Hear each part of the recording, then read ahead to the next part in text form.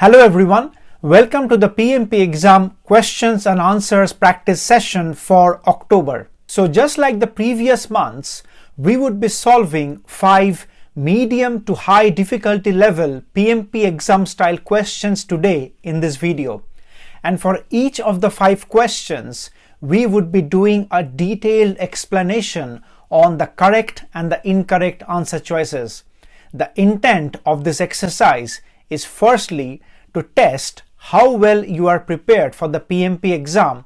So for example, you can use this scorecard that you see on screen to test your performance across the 5 questions. And secondly, the goal of this exercise is to develop your understanding on the correct process and strategy for solving PMP exam questions efficiently. Please give this video a like and let's get started with question number 1. Right, so question number 1, guys, please read the question and try to solve it before we do this together. Okay, you can pause the video here if you wish to. Right, so a senior executive approaches the project manager during the implementation phase of an enterprise software deployment project, requesting additional functionality that was not part of the original scope. So basically this is a change request. Okay, so after evaluation, the project manager determines that incorporating these features would significantly expand the project scope and budget while delivering limited strategic value to the organization. So a bit of an assessment was done, and the first round of, let's say, reasoning or first feel in terms of the way this will impact the project has been that it will definitely significantly expand the project scope, and it will definitely have an impact on the budget while delivering limited strategic value to the organization. Okay, so the question is, what should the project manager do next? Okay, so let's look at the options one by one. Option A, approve the request to maintain a good relationship with the stakeholder. I hope none of you have selected this option, guys, because this is an incorrect answer choice, because maintaining a good relationship with the stakeholder, and because of that, if you are approving a change request, that is a very, very high conflict of interest. Okay, so that is an incorrect answer choice. Let's look at option B. Submit the change request to the change control board for review. Okay, you can hold this option for now. Looks like a plausible option and looks like a plausible correct answer choice, but let's look at the other answer choices before we arrive at this and finally evaluate that whether B is the correct answer choice or not. Okay, option C, reject the request since it provides little business value. Again, you can't straight away reject the request, and even the project manager cannot approve or reject a request. It has to come from the change control board, that decision. The project manager can recommend, but he or she cannot approve or reject a change request straight away. Let's look at option D. Discuss the impact with the stakeholder and guide them through the formal change control process. Okay, so that's also a very, very close answer choice, guys. Okay, so we have eliminated option A, we have eliminated option C, and we are left with option B and option D. Okay, now if you look at option B, it talks about submitting the change request to the change control board for review. Okay, however, let's look at option D. It is basically a pre-step before you go and actually submit the change request, which is to discuss the impact of that change with the stakeholder and then guiding them through the formal change control process. Okay, now if you think about this logically, this is exactly what you should do as a project manager before point blank taking a change request, drafting a change request document and then putting it out to the change control board, because that way you are not sort of playing the role of a project manager, a sensible project manager, because you have not discussed the impact of that change with the stakeholder before you have taken that to the change control board. Okay, and as a sensible project manager, if you do that initial discussion with the stakeholder, and if the stakeholder is aware that okay, the change that has been proposed might actually sort of cause issues with the project in terms of maybe expanded scope, expanded budget, etc., etc., they might as well backtrack on that change request, and they might say that, look, initially I thought that this might be a good idea, but now after you have sort of made me reconsider my decision, since you have discussed the impact with me, I take back my request and I probably will not go with this change request. So this entire drafting of the change request and going to the change control board for approval, etc., etc., will be unnecessary. Okay, so the correct answer to this question is option D, which is to discuss the impact with the stakeholder and guide them through the formal change control process. Because think about it, that if you do this step first, hopefully there will be a lot of change requests that will get eliminated straight away, because then the stakeholder will be taking an informed choice, right? Now, then even if the stakeholder thinks that no, I have been asked by my project manager to evaluate the pros and cons, and still I want this change request to go through, then probably you can draft the change request on a piece of paper or as per the mandate which has been given to you by your project management organization, and then you submit that change request to the change control board for review. Now, after this review, the decision might as well be no. Okay, it might not always be yes, so you have to be careful with that. However, to do that litmus check before you take any change request to the change control board, you should not jump the step of actually discussing the impact with the stakeholder. Because if you look at the question here, the question is mentioning, or let's say the scenario in the question is mentioning that after evaluation, the project manager determines that incorporating these features would significantly expand the project scope and budget. Okay, however, probably that information has not been fed back to the stakeholder, right? And that is what option D is trying to do, that feeding this actual information back to the stakeholder and discussing the impact with the stakeholder and then guiding them through the formal change control process. So the correct answer to this question is option D. Option B is a very close answer choice, but because it jumps that critical step of evaluation and sort of communication with the stakeholder, option B is an incorrect answer choice. So the correct answer to this question is option D. Now, if you are preparing for the PMP exam, I would suggest that you check out my PMP exam preparation courses on Udemy. All the courses are very highly rated amongst the students, and many PMP exam aspirants have passed their PMP exams with the help of these courses. You can check the reviews on Udemy, and all the relevant links will be provided in the description section of this video. And now let's move on to question number 2. Right, so question number 2, guys, please read the question and try to answer it before we solve this together. You can pause the video here if you wish to. Okay, so let's get started. A project manager is overseeing a global product development initiative with team members located across multiple continents. The remote team has expressed challenges with coordination, frequently missing critical project communications, etc., etc. Okay, so what should the project manager do first to address this issue? Okay, so let's go through the options one by one. Option A: organize daily stand-up calls at a predetermined time that works for most participants. That would be incorrect, right? Because you might have a predetermined time which is like 6 p.m.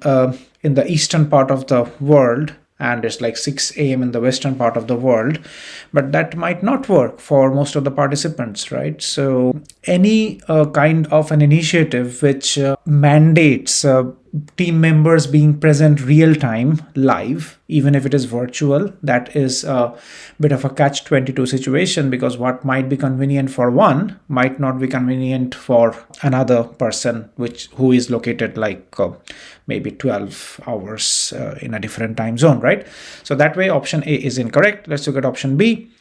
Develop a communication management plan that accommodates different time zones. Okay, that looks like a plausible option, because in this kind of scenario, what you can do is you can have sort of a Slack or sort of a Microsoft Teams or SharePoint portal where you can have like recorded meetings, pre-recorded conversations. Even if you are willing to instruct some of your team members at a different time zone, you can record your conversation, keep it within your Slack window or your Slack forum or your Teams folder, and when those team members resume their working hours, they can come and review that as well. Okay, so that need not be live, that need not be real time, but it is as effective as it can get. Okay, however, these kind of things needs to be captured in the communications management plan. Okay, so B looks like a plausible option. Okay, so let's hold that option for now.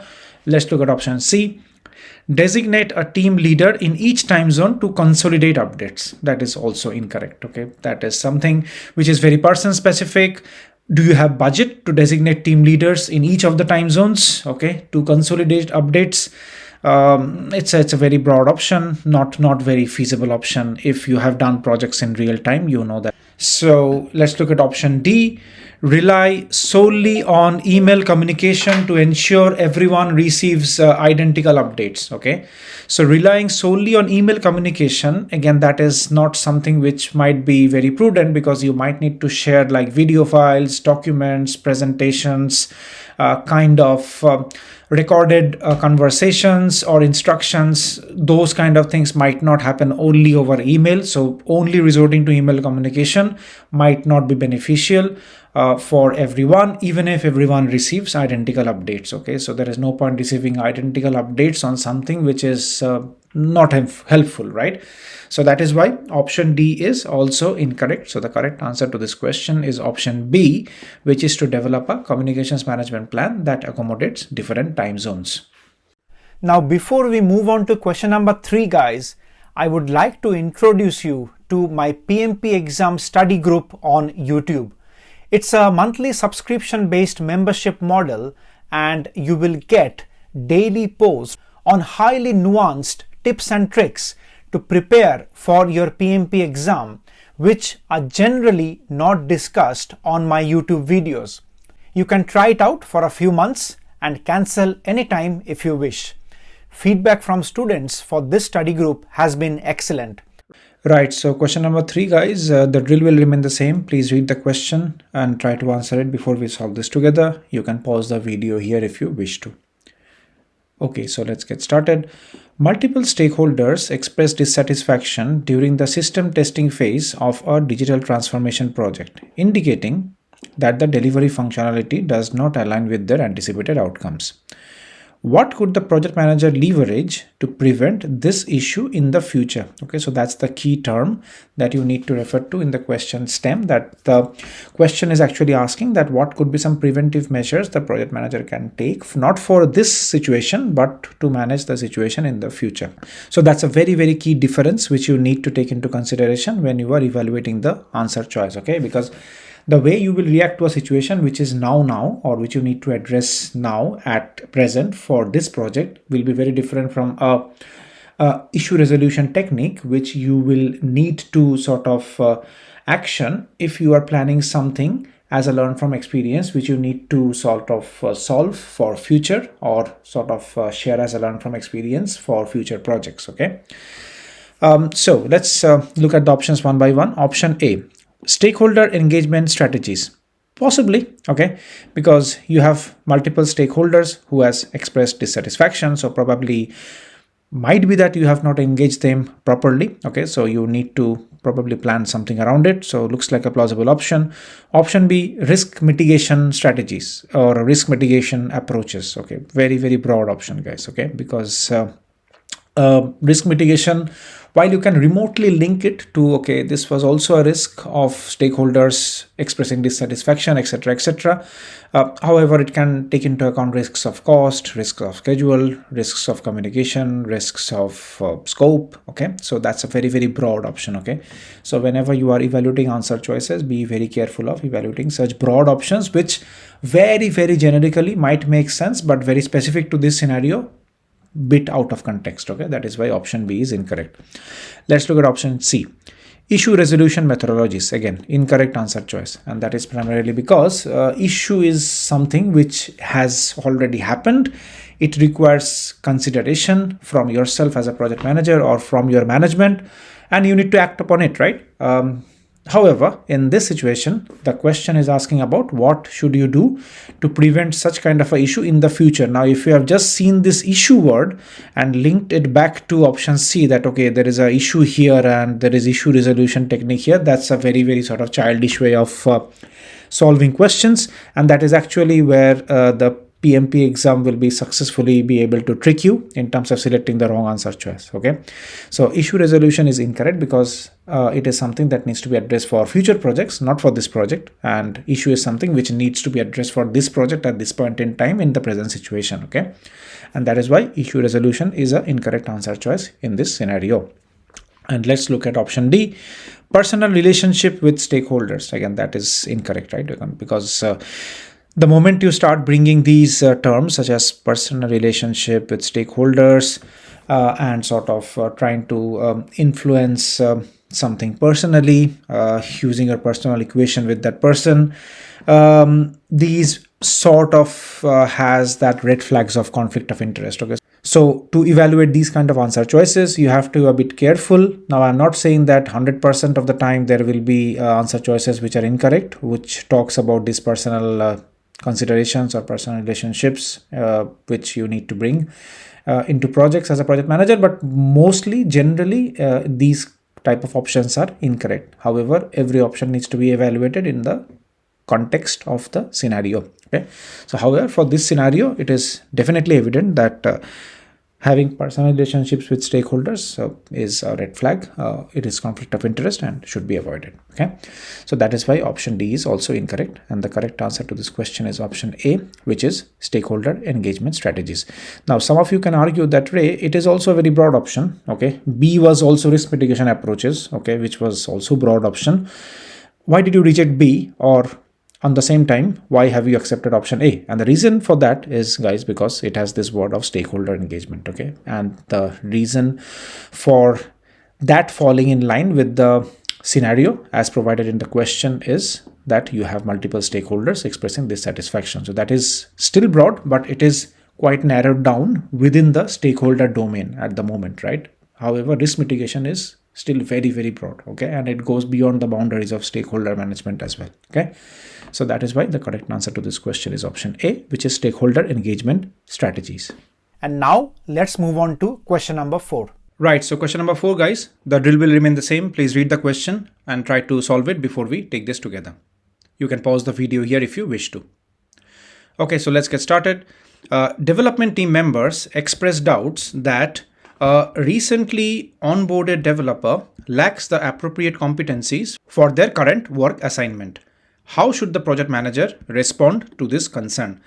This is an easy question, guys. I hope most of you have got it correct. Nevertheless, let's try to solve this together. Option A, engage with executive leadership to explore the option of transferring the new developer to another initiative. This is incorrect, right? Because without doing any data mining or without doing any understanding with respect to where the problem is, you can't sort of deport or let's say reassign the new developer to another initiative, because that is quite preposterous, right? I hope none of you has selected option A. Let's look at option B. Arrange a meeting with the new developer to evaluate their capabilities and gauge their proficiency level. This is a sensible option because here as a project manager, what you are doing is you are trying to gather more data before you take a decision, because as a PMP project manager, or let's say the way PMI wants you to think as a project manager is whenever presented with a concern or a challenge, the first step is data gathering rather than trying to solve it just out of instinct. Okay, so option B looks like a sensible option. We'll hold this option for now. Let's look at option C. Request the team members to record performance gaps demonstrated by the developer. Again, this is something which is not recommended, because that way it will send the message to the team that whatever they come to you with a concern, you outrightly take an action on it without even sort of doing a sort of analysis and understanding of the situation by yourself. Okay. Also, the new developer who has joined, he or she might think that, okay, look, the project manager didn't even ask me or understand where the concern is, and rather than he or she is only going with whatever the team is saying, right? That is also not a good approach. So option C is also incorrect. Let's look at option D. Reach out to the project sponsor to communicate these issues and determine the next course of action. It is incorrect because it is a straightaway escalation. And if you are escalating the issue to the project sponsor and asking the sponsor to communicate these issues and determine the next course of action, etc., then what is your role as a project manager, right? It is a bit pointless, and that is why option D is also incorrect. And the correct answer to this question is option B, which is to arrange a meeting with the new developer to evaluate their capabilities and gauge their proficiency level. And the reason why this option is correct, because this is the first step towards any kind of challenge which the project manager will face as part of routine work or day-to-day team management. And that first step should be data gathering before taking any action. And finally, let's move on to question number 5. Remember, the target is to get all the 5 out of the 5 questions correct, okay? However, the minimum expectation is that you will get at least 4 out of the 5 questions correct to consider yourself fairly well prepared for your PMP exam. You can assess your level of preparation according to this scorecard. So here comes question number 5. Right, so question number 5, guys, read the question and try to solve it before we take this together. You can pause the video here if you wish to. Okay, so let's get started. A self-organizing Scrum team delivered exceptional results during the initial 4 sprints, but the product owner has observed declining velocity in the recent 5 sprints with no clear explanation. Okay, what could be the cause of this situation? Now, to answer this question correctly, you first need to understand these terms in terms of what constitutes a Scrum team, okay, what is a sprint, what is a velocity. Okay, so if you are not aware of these agile terms, guys, I would recommend that you go back to your agile practice guide, or you can watch a few videos on my YouTube channel as well, where I have discussed these agile terms in detail. Okay, because to answer these kind of questions correctly, it is very important that you have a solid understanding in terms of what the key terms and terminologies of agile project management PMI would like you to know as a PMP exam candidate. So for example, we'll see that when we evaluate option B, we need to understand that what is a technical debt in terms of agile project management. Okay, so the key takeaway before we start solving the question is that as a PMP exam candidate, you need to have a pretty sound understanding in terms of the basics of agile project management. Okay, so with that, let's start solving the question. Option A. The team focused on simple user stories from the product backlog in the initial 4 sprints. Okay, this is a plausible option because if you think about it, that if the team prioritized or let's say the team worked on some user stories which were very simple and easy to complete, the velocity of the team, which is let's say number of user stories completed in a particular sprint, okay, that's the measurement of velocity, that metric would be anyways higher because you are solving simple things, and when you are doing or executing simple things, you tend to do it much quicker rather than doing complex or challenging user stories, right? So that is a very, very sensible option which is there in option A. However, with respect to our analysis strategy, we will evaluate option B, C and D and still try to understand what do they mean, and also if we are rejecting them, why we are rejecting them. Okay, so those are the things which we need to keep in mind before we pick or eliminate any answer choice. Okay, so let's look at option B. Technical debt have accumulated and the team's velocity will continue declining until the root cause is addressed. Now, if you are someone who does not have a good foundation on agile, you will get enticed or let's say impressed with this kind of complex terminology that has been used in this option, right? So for example, technical debt, okay, team's velocity, okay, seems like this is the right option because it has like a lot of hoo-ha around it in terms of technical debt and team's velocity, etc., etc. But first you need to understand that what is a technical debt, right? So in agile projects, technical debt, it refers to the extra work or cost that arises when teams take shortcuts or let's say makes any trade-offs in the code base or let's say in the story points which they are trying to complete to deliver the functionality faster. Okay, so these shortcuts might help to meet the goals in the short term, like let's say it can help you to meet the sprint deadlines, but they often lead to long-term issues such as maintainability, scalability, or performance. Okay, now in terms of the way the question has been sort of presented to you, it is nowhere mentioning in the scenario that the team has taken any shortcuts or let's say they have made any trade-offs in terms of delivering the functionality faster. Okay, so if you read the question stem very carefully, if something on those lines were present in the scenario, this could have been the correct answer choice. However, option B, on the surface it seems like a very good answer choice, but it is incorrect because within the question stem nowhere it has been mentioned or sort of hinted to that the team is making any trade-offs or the team is deliberately taking any shortcuts. Okay, and that is why the technical debt might arise in a standard agile scenario. So the key characteristics of technical debt which you need to keep in mind, that sometimes technical debt can be a conscious decision that the product owner might say that, okay, we will refactor this later, and as of now let's proceed with the base functionality, which is the minimum viable product. Okay. Also, you need to keep in mind that technical debt accumulates over time. So for example, like financial debt, if it is not paid off or not addressed, so it compounds and becomes harder to manage, right? So technical debt also becomes harder to manage if it is not something which is addressed very early. And the nice part about option B is if you understand technical debt in its entirety, you will know that technical debt impacts velocity as well. Okay, because as technical debt grows, it slows down future development because developers spend more time fixing bugs or navigating any messy sort of issues that has come up. Okay. Now, if you just links that, okay, I have read somewhere that technical debt impacts velocity, and that is why this is also impacting velocity, because in the question stem it has been mentioned that it is a declining velocity. That is why option B is correct. It will be a incorrect sort of reasoning, because the base and the core assumption of a technical debt is that it is a shortcut or a trade-off which is consciously or sometimes unconsciously taken as well. But the core intent of the technical debt is it is needed to fast track any agile project to deliver the minimum viable product. Okay. Now, if that is not something that has been sort of expressed in the scenario, then the reasoning that the technical debt has actually caused a decline of the velocity is incorrect. Okay, so that reasoning doesn't stand. So that is why option B is incorrect. Let's look at option C.